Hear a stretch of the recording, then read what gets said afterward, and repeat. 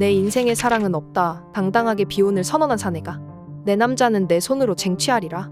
야심차게 선언한 여인을 만나 벼락 같은 사랑에 빠진 이야기이다. 병자년 조선이 천군의 말굽에 짓밟히는 병화를 겪으며 여자의 운명이 급류에 휘말려 떠밀려가고 흘러가는 여인 따라 사내의 운명도 걷잡을 수 없이 휘청거린다. 세상 모든 일에 자신만만했으나 자신이 사랑에 빠지면 어떻게 변하는지도 몰랐던 어리석은 사내. 세상 모든 사내의 마음을 사로잡고서도 자신이 진짜 연모하는 사람이 누군지 깨닫지 못했던 어리석은 여인이 과연 사랑을 이룰 수 있을까? 다시 보고 싶다면 구독과 좋아요를 눌러본다. 파트 1 1회는 5.4%로 시작하여 10화 12.2%로 마감하였고 파트 2 11화는 7.7%로 시작하여 21화 12.9%로 마감하였다.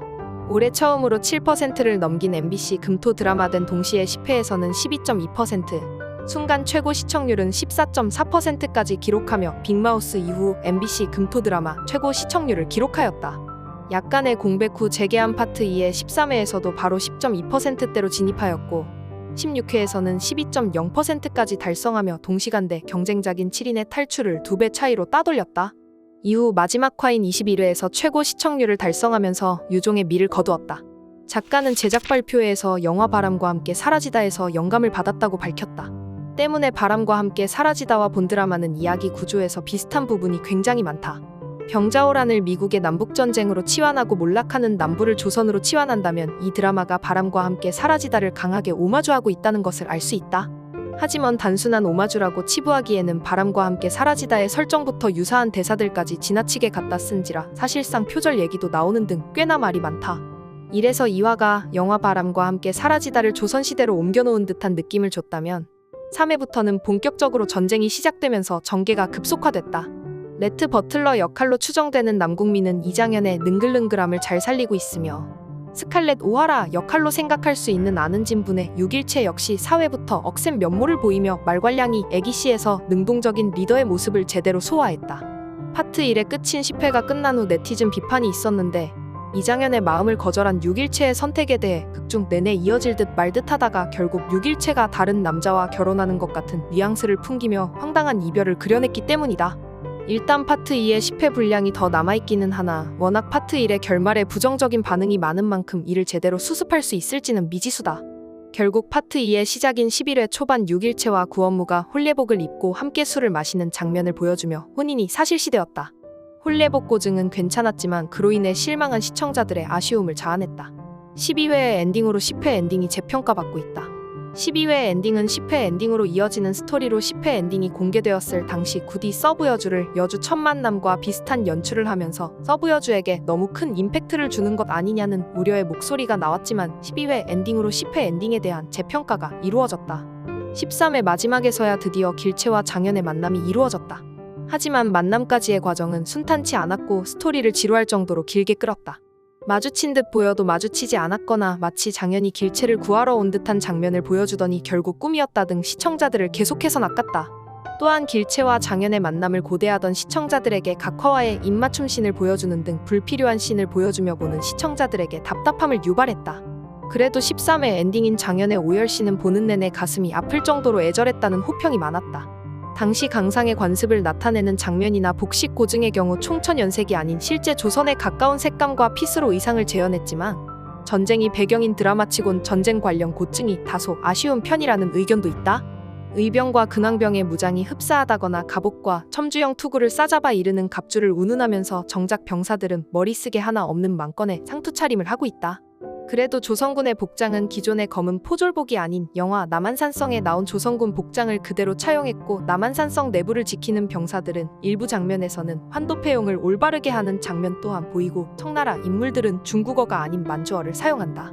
다만 파트 1 후반부부터는 등장인물 대다수가 이병훈 사극이 낳은 폐단 당시 존재하지 않는 마치 퍼스널 컬러를 가진 것처럼 점차 알록달록한 의복을 입기 시작한다. 등장인물들이 계속 후금이라고 부르는 점, 청나라 군사들은 청나라의 관모와 기존 투구의 귀마개를 합친 정체불명의 투구를 계속 쓰고 나오는 부분은 오게티라고 지적받았다. 한편 병자호란 당시 원정군 사이에 마마가 창궐했었다는 최신 학설이 반영되어 극전개를 위한 주요 장치로 쓰였다. 헌데 이러한 사실이 중국 사학계에서도 정설로 비정된 것은 드라마 방영 시점 기준 채 10년도 되지 않았다.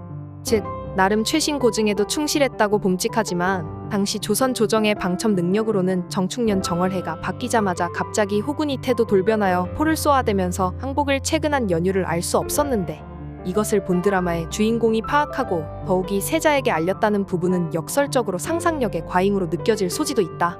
다만 드라마의 흐름상 이러한 정보력이 극중 역사를 바꾸지는 못했고 최명길이 용골대와 협상하는 데 쓴 카드 정도로 쓰인지라 드라마적 상상력 정도로 봐줄 여지는 있다. 병자호란 전후 조선, 청 양국의 주요 인물이었던 복림대군과 도르곤의 극중 역할은 드라마 전개를 위해 과감히 축소되었다. 도르곤은 단지 누르하치의 14남이라는 자막과 함께 몹신에서만 간혹 대사 없이 출연하며 소현세자와 심양 생활을 함께했던 복림대군은 아예 배역 자체가 없다. 로맨스 장르이면서도 근세 당시의 야만성과 병자호란으로 인해 위기 상황에 놓인 민중의 삶이 잘 묘사된다. 전쟁이 주가 아님에도 유린당하는 여인과 혹시 그런 의심을 당할 것에 대한 두려움 그리고 힘줄을 잘라버리는 잔혹함과 폭력성을 보여준다. 추측컨대 주인공 이장현의 행보는 당대의 역관 장현에게서 영감을 얻은 것으로 보인다. 소현복림의 심양 생활 시절 청나라 조정에서 오고 가는 말들을 옮겨다주고 필요한 물건을 은밀히 구해다준 인물. 다만 실존인물 장현은 이름자대로 인동장씨이며 효종의 귀국 및 즉위 이후 고관대작에 오르기도 했고 말년에 유배형을 받긴 했으나 17세기 말까지 살았다. 2023년 5월 3일 2004년에 발생한 단역배우 집단 성폭행 사건 및 2009년의 피해자 자매 사망 사건의 가해자로 지목된 사람 중 한 명이 본 작품의 제작에 단역 배우들을 관리한다는 사실이 알려져 시청자 층 사이에서 논란이 일기도 했다. 해당 사건 피해자의 유가족은 직접 운영하는 유튜브 채널을 통해 이와 같은 주장을 펼쳤고 이에 시청자들은 본 작품을 시청하지 않겠다는 불시청 운동에 참여하겠다며 MBC를 압박했다. 이에 5월 4일 MBC 측은 가해자의 제작 현장 접근을 금지하고 곧 해당 업체와의 계약을 즉시 해지했다고 밝히며 수습에 나섰다. 생방 촬영으로 인해 종영 전날인 2023년 11월 17일 밤에 촬영이 종료되었다.